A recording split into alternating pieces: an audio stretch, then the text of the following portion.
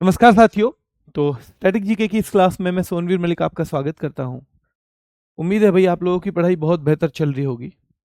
और ये जो बात करें तो हम एक बार रिवीजन करवा देता हूं इसका।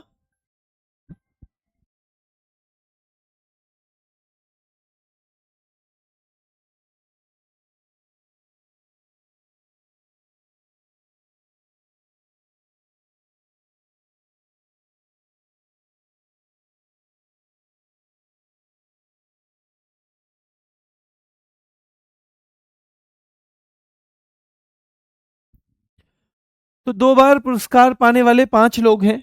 कितने लोग हैं? 2 बार पुरस्कार पाने वाले 5 लोग हैं। अब वो 5 लोग हमने कल पढ़े थे। Madam Curie, John Bardeen, madam Curie, John Bardeen, Linus Pauling, madam Curie, John Bardeen, Linus Pauling, Frederick Sanger और Karl Barry Sharpless. Frederick Sanger और कार्ल बेरी शार्पलेस मेरे भाई याद रखना है। तो मैडम क्यूरी हैं, जॉन बर्डीन हैं, लिनस पॉलिंग हैं, फ्रेडरिक सेंगर हैं और कार्ल बेरी शार्पलेस है मेरे भाई। कार्ल बेरी शार्पलेस है, 5 हैं। और फिर हमने ये चीजें पढ़ी थी। फिर हम आ गए थे लास्ट पे। यही है हमारा, ठीक है। यही आज हमारा मेन टॉपिक है। यही मेन टॉपिक है।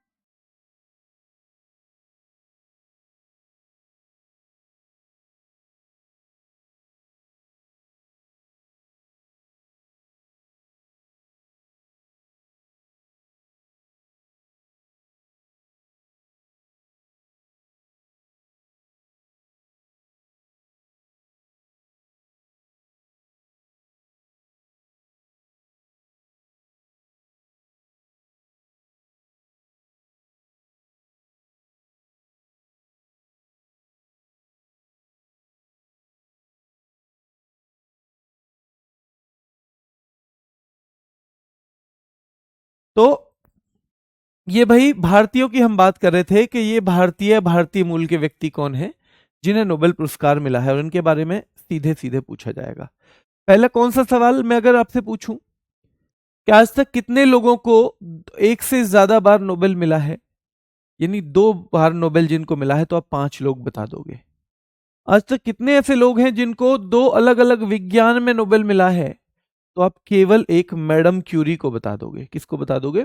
मैडम क्यूरी को बता दोगे। तो नोबेल पुरस्कार पाने वाले भारतीय या भारतीय मूल के अगर व्यक्तियों की बात करें तो रविंद्रनाथ टैगोर पहले हैं, जो ना केवल भारतीय बल्कि एशियाई भी पहले हैं। यानी इनसे पहले किसी भी एशिया के व्यक्ति को भी नहीं मिला है। इनसे पहले एशिया के भी किसी व्यक्ति को नहीं मिला है मेरे भाई। तो ये पहले एशियाई हैं और इनको साहित्य के क्षेत्र में मिला। और सीधे सीधे सवाल आता है कौन सी पुस्तक के लिए? गीतांजलि के लिए मिला। और सीधे सीधे सवाल आता है कौन सी साल में मिला है? 1913 में मिला है। 1913 में मिला है मेरे भाई, ध्यान रखना है। पीडीएफ डली हुई होगी बेटा। पीडीएफ नहीं डली है? अगर हैंड रिटेन अभी ना डली हो तो उसके लिए थोड़ा माफी चाहता हूं। जो बच्चा एक बनाता है ना, उसको कुछ दिक्कत है थोड़ी सी, आजकल में मिलने लग जाएगी, ठीक है। अगर हैंड रिटेन नहीं मिली है तो इनकी पुस्तक गीतांजलि के लिए 1913 में। अगर आपकी कोई भी पीडीएफ पेंडिंग है ये बोर्ड वाली, तो एक बार मुझे बताओ। तो इनकी पुस्तक गीतांजलि के लिए 1913 में साहित्य के क्षेत्र में। और ये पहले एशियाई हैं और पहले गैर यूरोपीय हैं, यानी यूरोप से बाहर के लोग मेरे भाई, ठीक है। यूरोप से बाहर के लोग। चलिए, सीवी रमन दूसरे व्यक्ति हैं भारत के, 1930 में इनको मिला। और ये वैज्ञानिक हैं, तो इनको कौन से उसमें मिलेगा? भौतिकी में मिला है। जो जो मैं ऐसे टिक कर दूं, यानी वो आपको 100% याद रखने हैं मेरे भाई, किसी भी कीमत पे। तो इनको भौतिकी में मिला है। और इनकी खोज थी रमन इफेक्ट, यानी कि रमन प्रभाव। तो किसके लिए मिला है इनको? रमन प्रभाव के लिए मिला है। सीवी रमन को 1930 में मिला है। कब मिला है? 1930 में। रमन प्रभाव के लिए मिला है। किसके लिए मिला है? रमन प्रभाव के लिए मिला है। और भौतिकी का नोबेल पुरस्कार मिला है। किसका मिला है? भौतिकी का नोबेल पुरस्कार मिला है मेरे भाई, याद रखना है। और इसीलिए, क्योंकि 28 फरवरी के दिन उन्होंने ये खोज जो है अपनी दुनिया को बताई कि भाई हमने रमन प्रभाव की खोज कर ली है। हमने रमन प्रभाव की खोज कर ली है मेरे भाई, याद रखना है, ठीक है। चलिए, तो 28 फरवरी को दिया जाता है, क्यों? क्योंकि यही वो दिन था जिस दिन रमन प्रभाव की खोज हुई, और इसी दिन हम विज्ञान दिवस मनाते हैं। क्या मनाते हैं? विज्ञान दिवस हम इसी दिन मनाते हैं। डॉक्टर हरगोविंद खुराना की हम बात करेंगे। डॉक्टर हरगोविंद खुराना कृत्रिम जीन के संश्लेषण के लिए 1968 में मिला है। कब मिला है? 1968 में मिला है। चिकित्सा के क्षेत्र में मिला है, चिकित्सा के क्षेत्र में। और कौन सी चीज के लिए, यह भी पूछ लिया जाता है। कृत्रिम जीन के संश्लेषण के लिए यह खोज इन्होंने की थी, सिंथेसिस ऑफ आर्टिफिशियल जीन्स की, यानी कृत्रिम जीन के संश्लेषण के लिए इनको मिला है। तो डॉक्टर हरगोविंद खुराना हो गए मेरे भाई, डॉक्टर हरगोविंद खुराना। नंबर 4 पे देखो, मदर टेरेसा 1979 में इनको शांति के क्षेत्र का मिला है। और याद रखना है, ये भारतीय क्यों मानी जाती हैं? क्योंकि 1948 में इन्होंने भारत की नागरिकता ले ली थी। क्या ले ली थी? भारत की नागरिकता ले ली थी मेरे भाई, ठीक है। चलिए, एक बच्चा पूछ रहा है सर मैंने आरपीएफ बैच से नोट्स बनाए थे, क्या फिर से नोट्स बनाऊं? नहीं जरूरत है, कोई जरूरत नहीं है। उसी में कुछ ऐड करना है तो ऐड कर लिया करो, ठीक है। चलिए, ऐड कर लिया करो मेरे भाई, अगर उसमें कुछ ऐड करना है तो।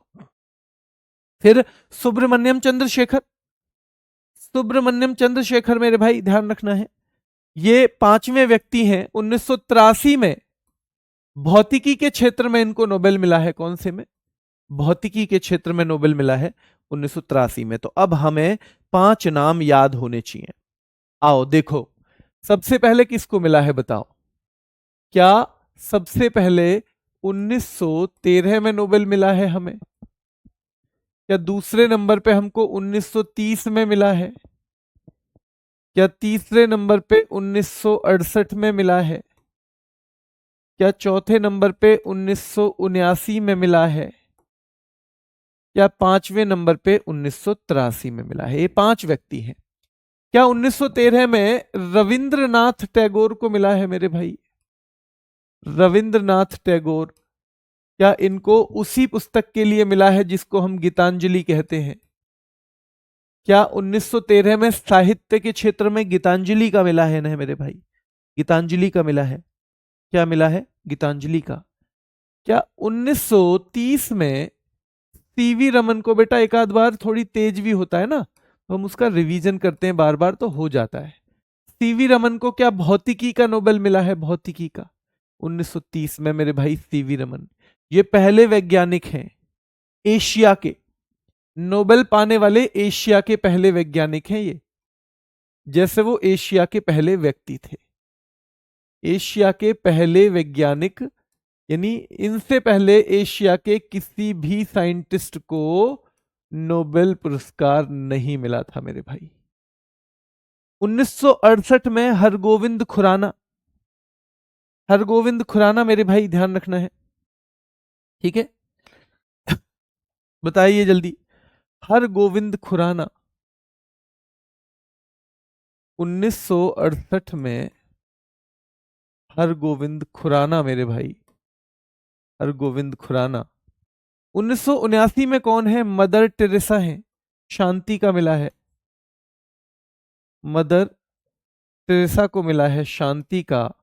और 1983 में एस चंद्रशेखर या सुब्रमण्यम चंद्रशेखर, इनको फिजिक्स का मिला है। किसका मिला है? फिजिक्स का। तो धीरे धीरे जब आप पढ़ोगे तो आपको रट ही जाएंगे, पूरे ही रट जाएंगे, पूरे ही रट जाएंगे मेरे भाई, ठीक है।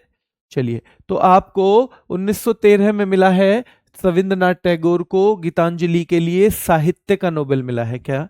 साहित्य का। सवाल कैसे बनेंगे देखिए, एशिया के पहले वैज्ञानिक जिन्हें नोबेल पुरस्कार मिला वो कौन है?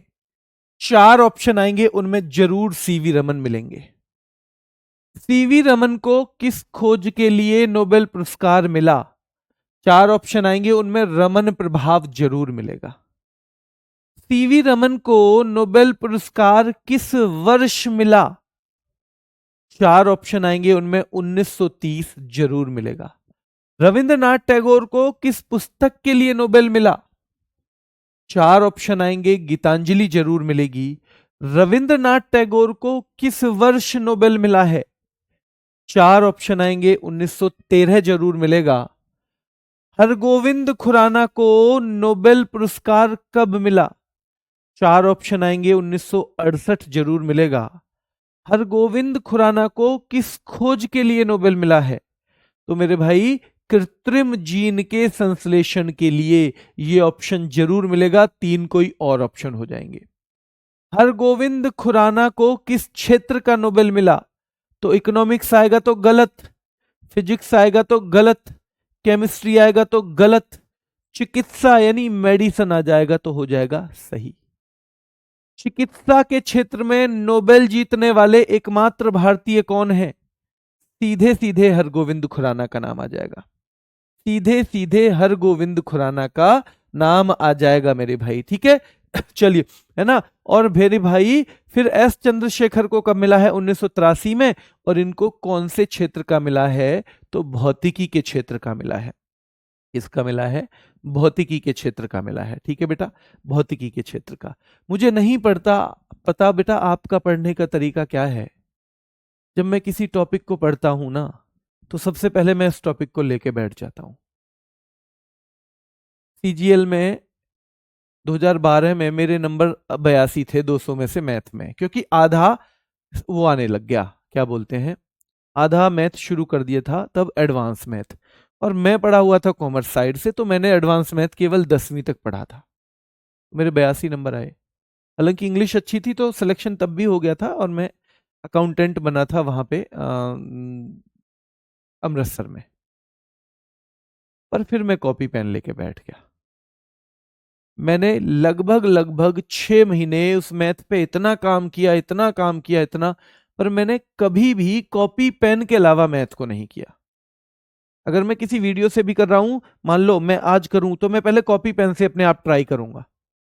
मैंने किया, और अगले साल जब पेपर हुआ तो मेरे एडवांस मैथ में ज्यादा नंबर थे और अर्थमेटिक में कम नंबर थे, यानी दोनों का हिस्सा आता है ना।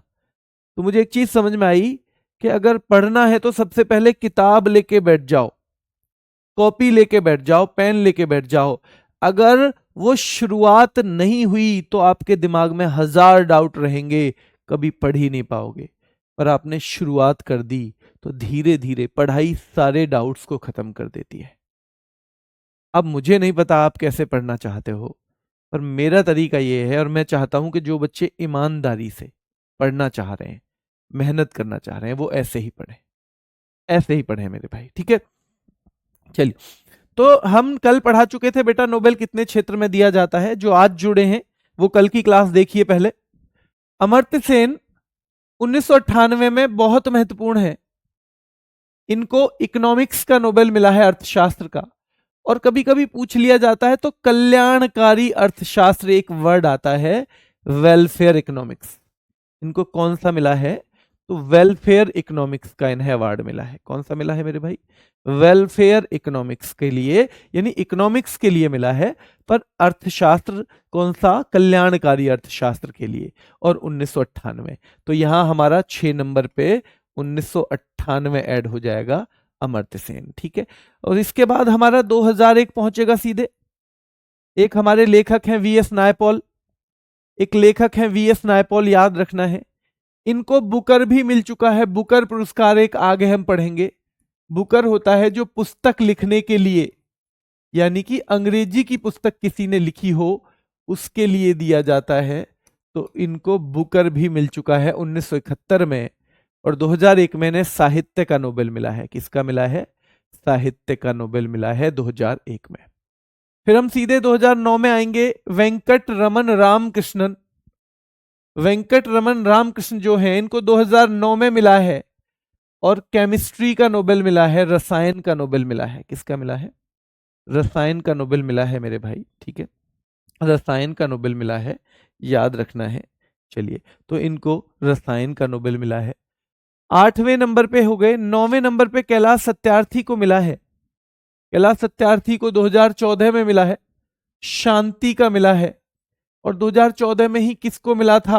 अच्छा, यहां लिखा है मैंने, मलाला यूसुफजाई का भी मिला था। मलाला यूसुफजई को भी। और ये मेरे भाई एक आंदोलन है, बचपन बचाओ आंदोलन, यानी बच्चों के अधिकारों के लिए लड़ते हैं। ये किसके लिए लड़ते हैं? बच्चों के अधिकारों के लिए लड़ते हैं। तो 2014 में इनको मिला है।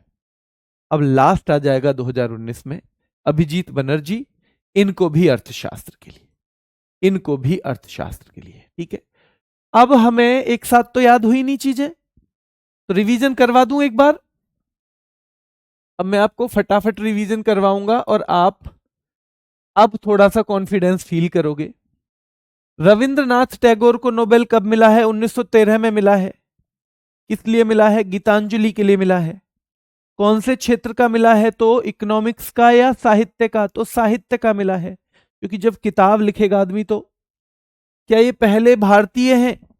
हाँ जी, पहले भारतीय नहीं, पहले एशियाई भी हैं नोबेल पाने वाले। यानी पहले 12 साल किसी भी एशियाई को नोबेल मिला ही नहीं था मेरे भाई। ठीक है, सीवी रमन की अगर हम बात करें, फिर टॉक अबाउट सीवी रमन, तो चंद्रशेखर वेंकट रमन को कब मिला होगा बताओ? क्या इनको 1930 में मिला होगा? किस क्षेत्र का मिला होगा? भौतिकी के क्षेत्र का मिला होगा। भौतिकी के क्षेत्र का, हाँ जी, भौतिकी के क्षेत्र का मिला। क्या इनकी खोज कौन सी है? रमन प्रभाव है। क्या इनके नाम पे कोई दिवस मनाते हैं? जी, विज्ञान दिवस मनाते हैं। कौन से दिन मनाते हैं मेरे भाई? ध्यान रखना है कौन से दिन मनाते हैं, तो याद रखना है ये मनाते हैं मेरे भाई। कब बताओ जल्दी से, कब मनाते हैं? तो ये मनाते हैं कब बताओ जल्दी से? 28 फरवरी को। डॉक्टर हरगोविंद खुराना को क्या 1968 में मिलेगा? हाँ जी। क्या हरगोविंद खुराना को चिकित्सा में मिलेगा? हाँ जी। क्या चिकित्सा में हमारे जितने भी विजेता हैं, इनके अलावा भी कोई है? कोई नहीं है। यानी चिकित्सा में हमें आज तक एक ही नोबेल मिला है। कितने नोबेल मिले हैं? एक ही नोबेल मिला है, और वो मिला है हरगोविंद खुराना को। किस खोज के लिए मिला है इनका? पूछा जाता है स्पेशली इनका। तो भाई कृत्रिम जीन के संश्लेषण के लिए, कृत्रिम जीन के संश्लेषण के लिए। ठीक है, चलिए फिर मदर टेरेसा को कब मिलेगा बताओ? क्या 1979 में मिलेगा? मदर टेरेसा को क्या 1979 में? क्या इन्होंने भारत की नागरिकता 1948 में ले ली थी? और बताओ जल्दी, क्या इनको, मैं कह रहा हूं आपको सही या गलत बताना है, गलत या सही लिख देना। मैं कह रहा हूं मदर टेरेसा को साहित्य के क्षेत्र का नोबेल मिला। क्या ये सही है या गलत? जल्दी से कमेंट करके बता देना। ठीक है, चलिए फिर आए सुब्रमण्यम चंद्रशेखर, 1983, भौतिकी का। सुब्रमण्यम चंद्रशेखर को किस क्षेत्र में मिला है? भौतिकी में मिला है। और कब मिला है? 1983 में मिला है। कब मिला है? 1983 में मिला है बेटा। ठीक है, चलिए अमर्त्य सेन को गलत, बिल्कुल, क्योंकि शांति का मिला है उनको। गलत गलत गलत गलत, बिल्कुल ठीक है बेटा। यानी आप सही जानते हो कि भाई इनको साहित्य का नहीं मिला, इनको तो शांति का मिला है, अगर हम मदर टेरेसा की बात करें। बहुत बढ़िया, बहुत शानदार। तो अगर कमेंट का भी यूज करना है ना, तो ऐसे करना है, काम की चीजों के लिए, फालतू चीजों के लिए नहीं करना है। ठीक है, अमर्त्य सेन कब? 1998। अमर्त्य सेन को कब मिला? 1998 में मिला। बताओ। वीएस नायपाल को कब मिला है? 2001 में। अमर्त्य सेन को किस क्षेत्र में मिला है? तो क्या अर्थशास्त्र में मिला है? अमर्त्य सेन को क्या अर्थशास्त्र में मिला है? हाँ जी, अर्थशास्त्र में मिला है। और अमर्त्य सेन को 1998 में मिला है। कब? 98 में। वीएस नायपाल को कब मिला है? ये अर्थशास्त्र में पहले हैं। आज तक हमें 2 ही लोगों को अर्थशास्त्र का नोबेल मिला है, और अर्थशास्त्र में पहले हैं ये भारत के। ये पहला नोबेल है अर्थशास्त्र का भारत का। जैसे मदर टेरेसा वाला शांति का पहला है, मदर टेरेसा वाला शांति का पहला है। ठीक है, थैंक यू अरुण कुमार भाई। वीएस नायपाल को 2001 में मिला है, साहित्य के लिए मिला है, साहित्य के लिए मिला है। कुछ लोग वीएस नायपाल को गिनती नहीं गिनते भारतीयों में। अगर 4 ऑप्शन दे रहे हो, क्या इनमें से कौन सा भारतीय नहीं है? एक अमर्त्य सेन आ जाए, एक वेंकट रमन रामकृष्णन आ जाए, एक अभिजीत बनर्जी आ जाए, और एक वीएस नायपॉल आ जाए। तो नायपॉल को हटा देना, क्योंकि नायपॉल का जन्म भारत में नहीं हुआ था।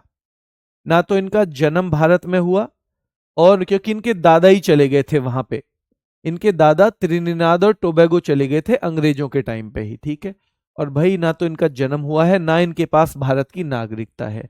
तो अगर इन 10 में से चार कोई से उठा के बोले इनमें से कौन सा भारतीय नहीं है, तो फिर वीएस नायपाल को हटा सकते हैं हम। किसको हटा सकते हैं? वीएस नायपाल को हटा सकते हैं। फिर वेंकटरमन रामकृष्णन 2001 के बाद सीधा हम 2009 में आएंगे। 9 के बाद 5 5 जोड़ेंगे। 9 वेंकटरमन रामकृष्णन, और इनको किस क्षेत्र का मिला है जल्दी बताओ। मैं कह रहा हूं जी इनको चिकित्सा का मिला है वेंकटरमन रामकृष्णन को। मैं सही कह रहा हूं या गलत कह रहा हूं मेरे भाई? मैं सही कह रहा हूं या गलत कह रहा हूं मेरे भाई, जल्दी बताओ। मैं सही कह रहा हूं या गलत? तो वेंकटरमन रामकृष्णन, जल्दी से कमेंट करके बताओ। तो मेरे भाई वेंकटरमन रामकृष्णन, तो वेंकटरमन रामकृष्णन को केमिस्ट्री का मिला है। केमिस्ट्री का मिला है। केमिस्ट्री का मिला है। कहां का मिला है? केमिस्ट्री का। और ये केमिस्ट्री में एकमात्र है। बहुत शानदार बेटा, बहुत शानदार आप सबका रिस्पॉन्स। तो ये केमिस्ट्री के एकमात्र हैं मेरे भाई जिनको मिला है वेंकटरमन रामकृष्णन को। और कब मिला है? इनको 2009 में मिला है। कैलाश सत्यार्थी को कब मिला है मेरे भाई? 2014 में मिला है। शांति का, बचपन बचाओ आंदोलन, मलाला यूसुफजाई के साथ। मलाला यूसुफजाई सबसे कम उम्र में नोबेल मिला था, 17 साल की उम्र में ही मिल गया था। घर पे क्या कहते हैं? गुल मकई। मलाला यूसुफजाई को। पुस्तक कौन सी है? We are displaced. We are displaced. और मेरे भाई आई एम मलाला। और लास्ट में अभिजीत बनर्जी, ये इकोनॉमिक्स के लिए दूसरे हैं 2019 में। तो हमें पूरे के पूरे नाम रट गए हैं। अब मैं आपके साथ, आप आंख बंद करो, हम एक यात्रा करते हैं शुरू से। शुरुआत में यात्रा में मिले हमें, हम नोबेल पुरस्कार वालों से मिलते जा रहे हैं। सबसे पहले हमें रविन्द्रनाथ टैगोर मिलते हैं 1913 में। फिर हमें कौन मिलते हैं मेरे भाई?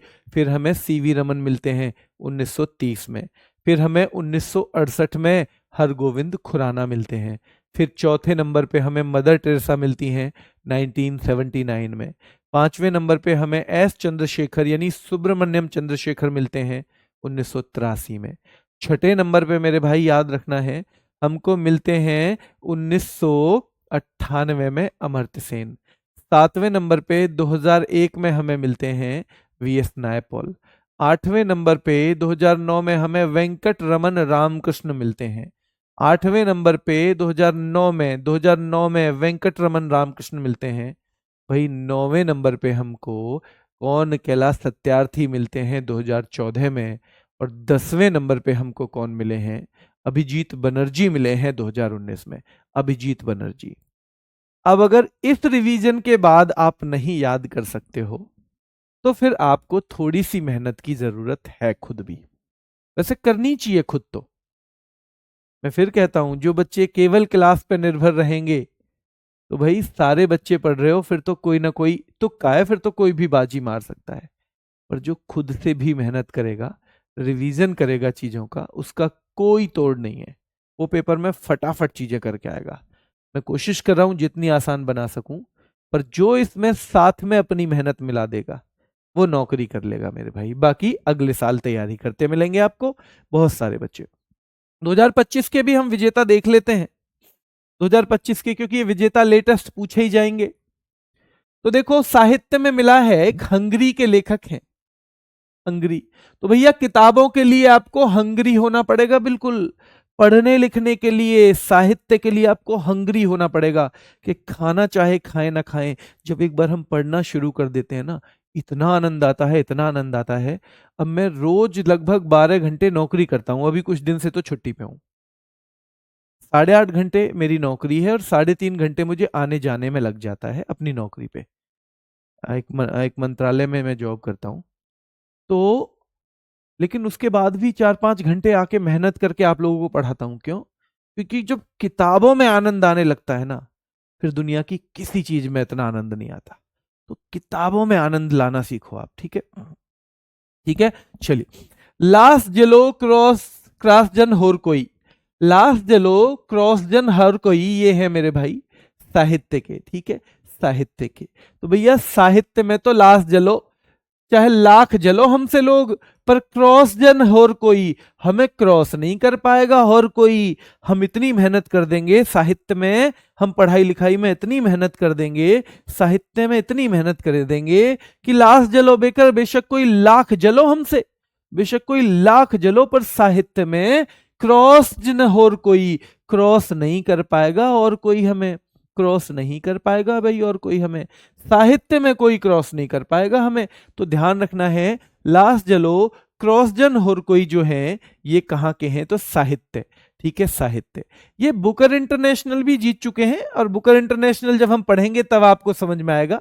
ये भी एक पुरस्कार है साहित्य का बहुत बड़ा, और भाई सम्मोहक और दूरदर्शी कार्यों के लिए इन्हें मिला है। आपको नाम ही सबसे ज्यादा याद करने हैं, नाम ही आपको याद करने हैं बेटा। क्या करने हैं, नाम ही याद करने हैं। अब भैया मारिया कोरिना मचाडो, भैया कोरोना ने तो शांति मचा दी थी ना, बिल्कुल। जब कोरोना आया था तो पूरी शांति मचा दी थी ना। सबसे पहले जब लॉकडाउन लगा था ना, आप देखते ना एक चिड़िया भी नहीं उड़ती थी, ऐसे लगता था जैसे चिड़िया भी नहीं उड़ रही। तो ध्यान रखना है कि भैया कोरोना ने तो शांति मचा दी, कोरोना ने तो शांति मचा दी। क्या मचा दी, कोरोना ने तो शांति मचा दी। और साहित्य में तो भैया लाख जलो हमसे, क्रॉस जन और कोई, क्रॉस और कोई नहीं कर पाएगा हमें, क्रॉस तो और कोई नहीं कर पाएगा हमें, चाहे तो लाख जलो, याद रखना है। ठीक है, चलिए। अब ये इनको क्यों मिला है, क्योंकि ये लोकतांत्रिक उनके लिए काम करती हैं मेरे भाई। लोकतांत्रिक जानते हो, जैसे हमारे यहाँ लोकतंत्र है, इसको बचाने के लिए काम करती हैं। तो याद रखना है। भौतिकी में, अब भौतिकी का मतलब है भौतिक चीजें। भौतिक चीजें जानते हो आप, जो हमारी सुख सुविधाओं की चीजें हैं।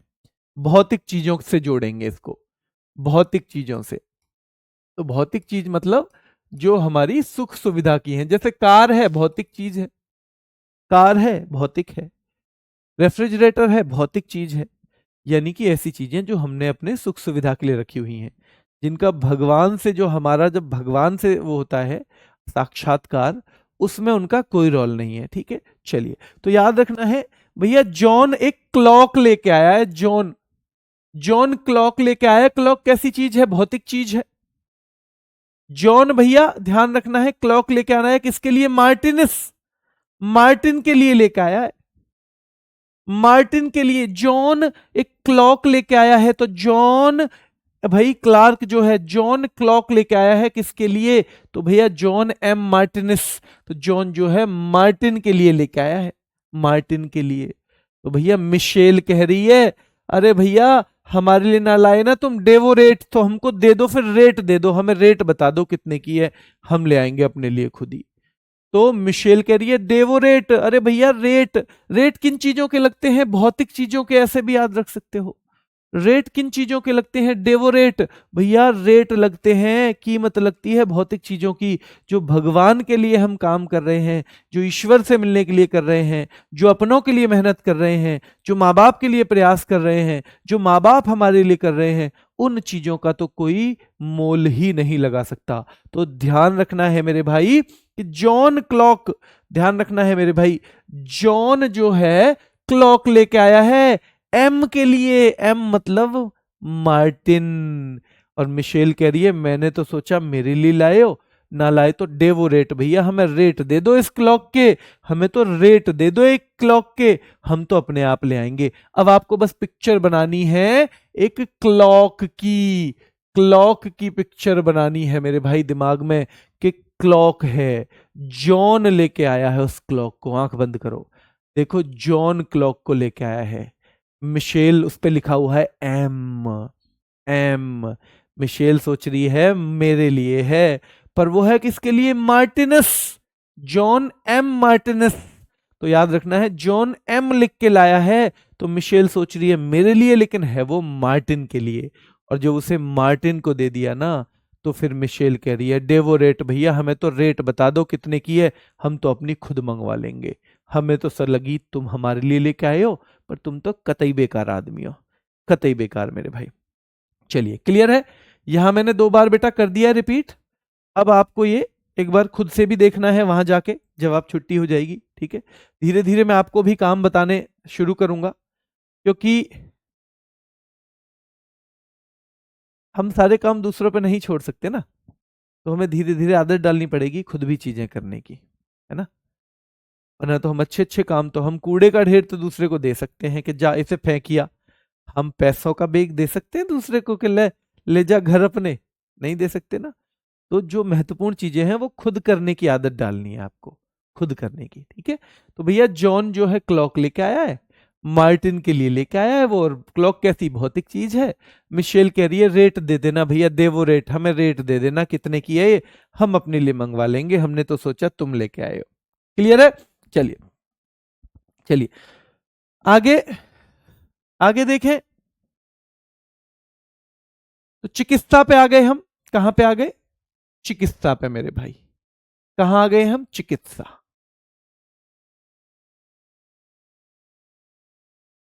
चिकित्सा देखें, चलो मेडिसिन।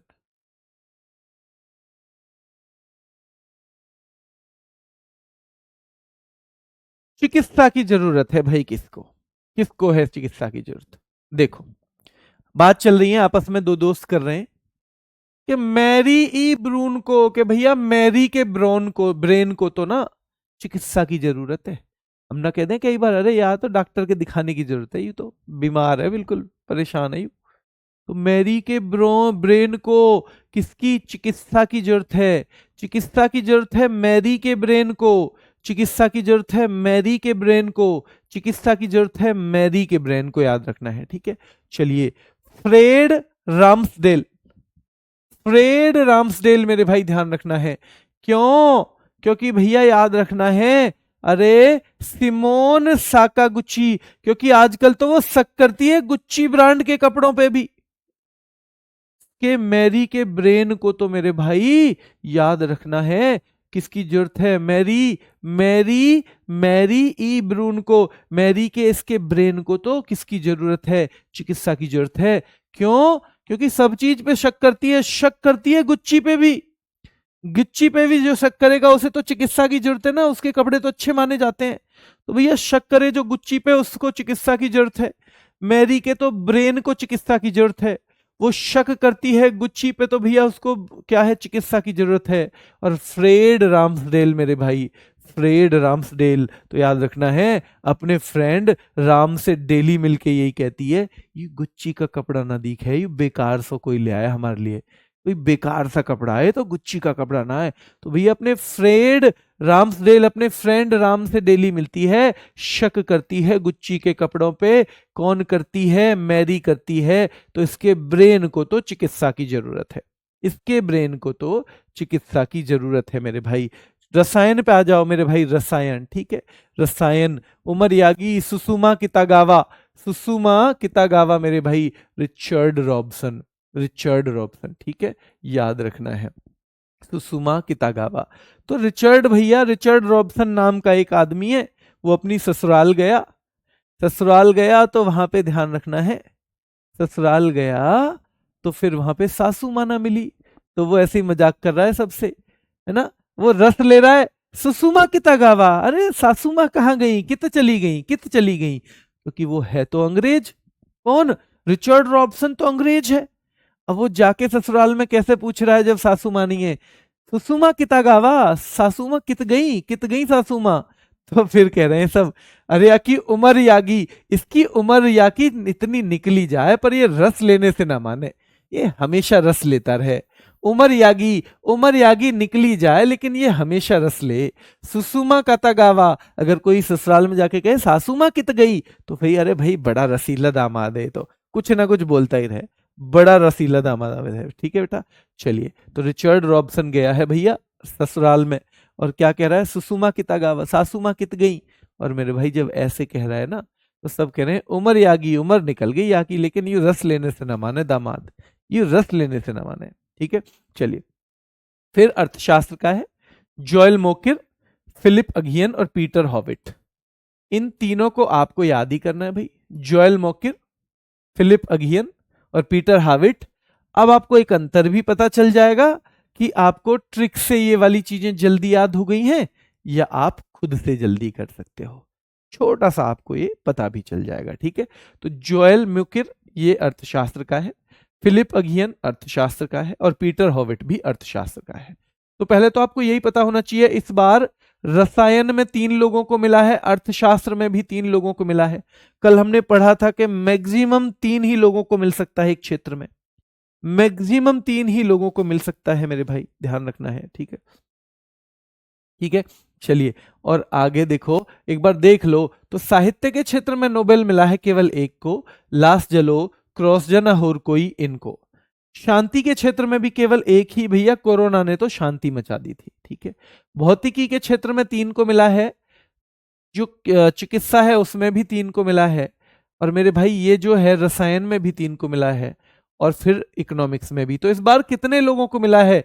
4 क्षेत्र तो ऐसे हैं जिनमें 3-3 लोगों को मिला है, यानी 12 लोग हो गए। ठीक है, और 2 क्षेत्र ऐसे हैं जिनमें 1-1 को मिला है, यानी कि 2 लोग हो गए। तो टोटल मिला के 14 लोगों को इस बार मिला है। चलिए अब मैं आपसे थोड़ा सा मैच करवाने की बात करूं। जॉन क्लार्क, बताओ आपने जो पढ़ा है उसके आधार पर जो हमने ट्रिक लगाई थी, आप पहचान पा रहे हो जॉन क्लार्क का संबंध किससे है? जॉन क्लार्क का संबंध किससे आप पहचान रहे हो? चलिए याद हो गया है सर जी, ये तो हाँ बेटा याद हो जाएगा, जो ईमानदारी से पढ़ेगा हो जाएगा, हो जाएगा। ठीक है, जो नहीं पढ़ेगा उसका नहीं होगा, और जीवन में कोई काम नहीं होगा, क्योंकि हर काम मेहनत मांगता है। तो जिसको मेहनत की आदत पड़ गई वो जिंदगी के हर काम को अच्छे से करेगा, और जिसको आदत नहीं है उसको जिंदगी में हमेशा परेशान होना है। और भगवान ऐसा है, उसके यहाँ खाता ऐसा है कि आप मेहनत करोगे तो आपको उसका बदला मिलेगा, नहीं करोगे तो उसका भी मिलेगा मेरे भाई। तो हमारे ऊपर है। हाँ, जॉन क्लार्क, क्लार्क लेके आया भैया क्लॉक, तो ये भौतिकी। चलो बहुत बढ़िया। नंबर 2 पे बताओ, नंबर 2 पे मैरी ई ब्रून को और ब्रेन को किसकी जरूरत होती है? बताओ जल्दी से, ब्रेन को किसकी जरूरत?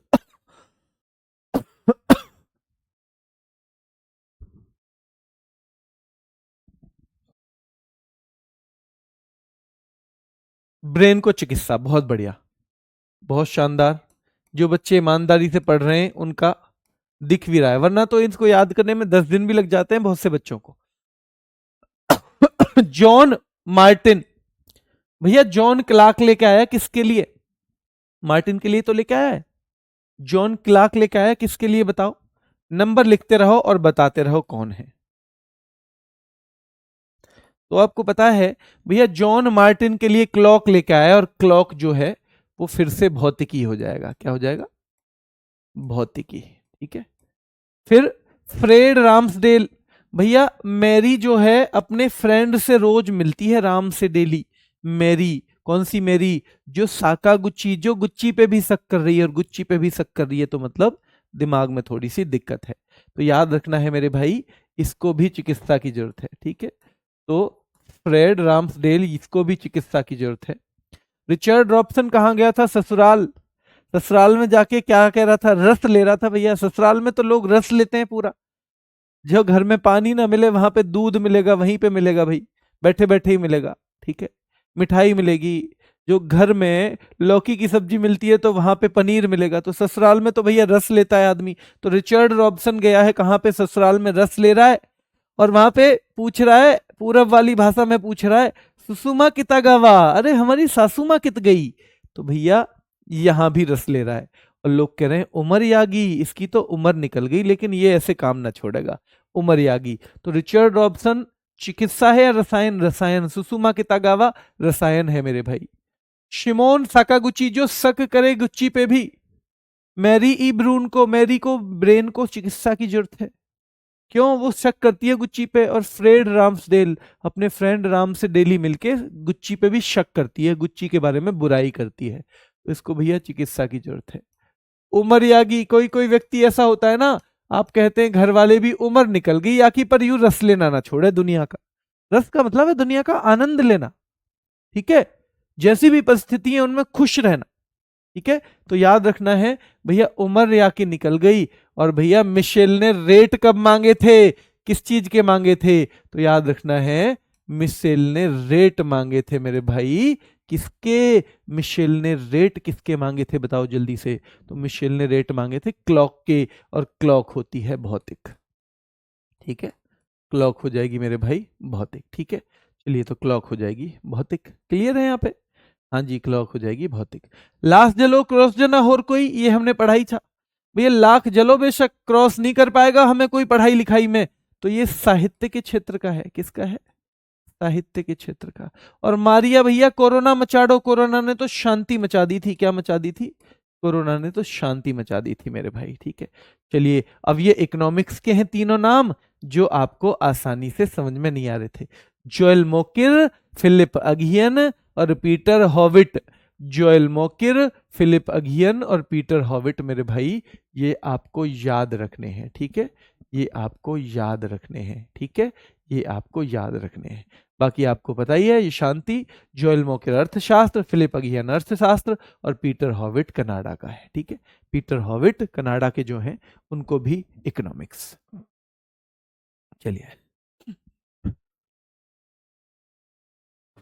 चलिए आपका कोई सवाल है तो बताओ, बस थोड़े थोड़े से ही सवाल बताना है ना। आज ये चैप्टर खत्म, कल शुरू होगा भारत रत्न इसी में।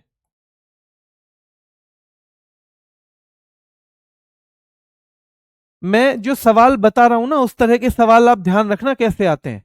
मैं साथ साथ बता रहा हूं ना आपको सवाल, कि भाई ये इनको कब मिला है, कैसे बनते हैं। आपको सवालों की प्रैक्टिस साथ में, बेशक ऑप्शन लिखा हुआ नहीं मिल रहा, पर कैसे सवाल आते हैं वो मैं साथ साथ बताता चलूंगा जरूर। और फिर एक साथ हम सेशन लेंगे 2-3 क्लास का, 2-3 टॉपिक का एक साथ सेशन लेंगे, कि आप जब थोड़ा सा खुद से भी उनकी प्रैक्टिस करके आओगे कि हाँ इनकी अब हम MCQ कर लेते हैं, पर वो आपको एक आइडिया लग जाना चाहिए। ठीक है, आइडिया आपको लग जाना चाहिए। बेटा 8 बजे नहीं पढ़ा सकते, मैंने कल बताया था क्यों नहीं पढ़ा सकते। आप कल की क्लास देखेंगे तो मैंने उसमें रीजन दिया हुआ है। ठीक है, चलिए पूरी क्लास याद हो गई, पर ये भूल जाओगे आप। अगर किसी बर्तन को ना मांजो ना तो 15 दिन में वो पूरा का पूरा धूल में हो जाता है, तो दिमाग में भी धूल चढ़ जाएगी अगर इसको आप बार बार रिवीजन से नहीं मांजोगे। रिवीजन से मांगना मांजना पड़ेगा। हाँ बेटा, कह रहे कि जी हाँ मैं तो भूल जाता हूँ। हाँ बेटा भूलोगे ही, अगर रिवीजन नहीं करोगे तो भूलोगे, कोई भी भूलेगा। अभी आपको लग रहा होगा कि आज ही पेपर हो तो तुरंत याद आ जाएगा, पर पेपर से पहले अगर 2 महीने नहीं देखा ना इसे, तो फिर आप वहां जाके गलत भी करके आओगे इसे। चलिए प्रैक्टिस होती है बेटा, प्रैक्टिस में साथ साथ भी बता रहा हूं क्वेश्चन, अगर आपको लग रहा हो कि कैसे सवाल आते हैं। मैं हर चीज का जब रिवीजन करवाता हूं तो वैसे ही सवाल। प्रैक्टिस वही है कि पहला किसको मिला है, पहला नोबेल, ऐसे सवाल आएगा, आप करोगे कौन सा नाम, रविन्द्रनाथ टैगोर का। प्रैक्टिस वही है कि पहले एशियाई कौन थे, ऐसा सवाल आएगा, आप उसका जवाब दे रहे हो। यहां लिख रहा हो या ना लिख रहा हो, हम अपने दिमाग में घुमा रहे हैं ना चीजों को। प्रैक्टिस वही है, पहले वैज्ञानिक कौन थे भारत के जिन्हें नोबेल मिला, आ गया। अब ये सामने नहीं लिखा है तो भी हमें दिमाग चलाना है ना, कि भाई सीवी रमन है। एकमात्र व्यक्ति कौन है जिन्हें चिकित्सा में मिला है, तो भी सवाल। प्रैक्टिस का मतलब ही होता है कि सवाल कैसा आएगा। और मुझे लगता है कि मैं हर चीज का आपको साथ साथ बताता चल रहा हूं कि सवाल इस तरह का पूछा जाएगा। ठीक है, चलिए अभी के लिए इतना ही, फिर मुलाकात करेंगे। धन्यवाद।